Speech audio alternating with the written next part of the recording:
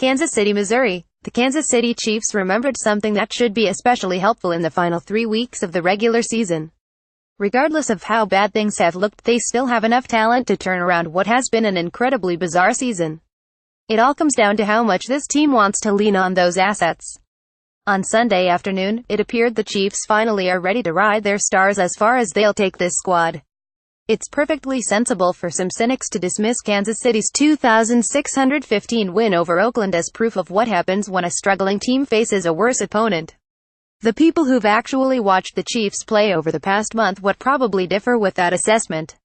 Kansas City had lost 6 of its 7 previous games, the last 3 of which have come against teams with plenty of warts. The only difference in the outcome of this contest was the Chiefs' willingness to rely more on their best playmakers.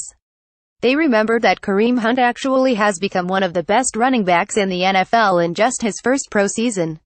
They devised a game plan that involved ample targets for Pro Bowl tight end Travis Kelce and touches for Pro Bowl wide receiver Tyreek Hill. It's been more than 2 months since the Chiefs managed to effectively involve all those players in one contest. Hell, the Chiefs even thrived in the other 3 facets of the game, with a defense that kept the Raiders scoreless until the fourth quarter and a rookie kicker Harrison Butker who connected on all 4 of his field goal attempts. So this wasn't merely an opportunity for a floundering team to enjoy a much-needed victory that improved their record to 76. It was a chance for the Chiefs to rekindle memories of what they used to be when they started the season with 5 straight wins and what they might be capable of again. "It's Kansas City football," said Chiefs defensive end Chris Jones when asked about the urgency in this team on Sunday. "That's how we play. That's how we came out playing in the first 5 games of the season. We have to get back to that. This is the last stretch of the season and the most important stretch of the season. We control our own destiny. We're back in the driver's seat." This victory was critical for the Chiefs because it gives them a 1-game advantage over the Raiders in the AFC West race.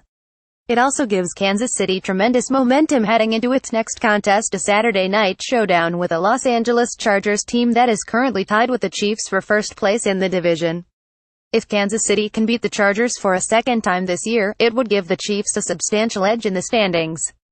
Kansas City also finishes the season with 2 games against teams that are going nowhere, a home matchup with Miami and a road trip to Denver.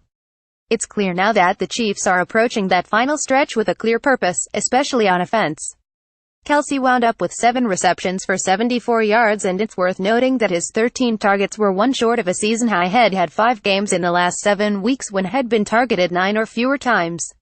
Hill added 4 catches for 75 yards, including a 44-yard grab, while Albert Wilson contributed 5 receptions of his own for 72 yards.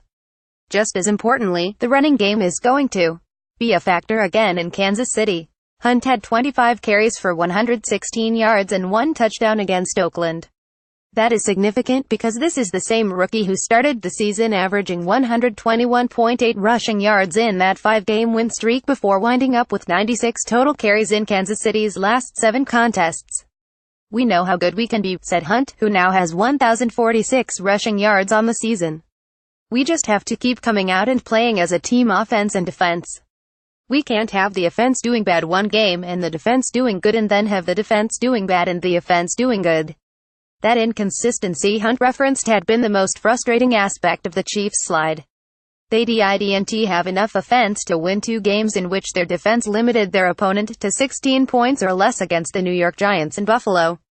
They also didn't have enough defense to gain victories in 2 contests where they scored at least 30 points against the Raiders in Oakland and the New York Jets. It was starting to look as if the Chiefs were inventing new ways to blow games. On Sunday it was evident that they were wise to go back to what worked in the past. There's no way the Chiefs are going to transform their defense into an elite unit at this stage. What they can do is what they did against Oakland: play with more intensity, create more big plays, and become more aggressive when their offense gives them a decent lead. Pro Bowl outside linebacker Justin Houston was invisible in that Jets loss, a game during which he didn't even register a tackle, and he led the Chiefs with 5 tackles, a sack and a tackle for loss against Oakland.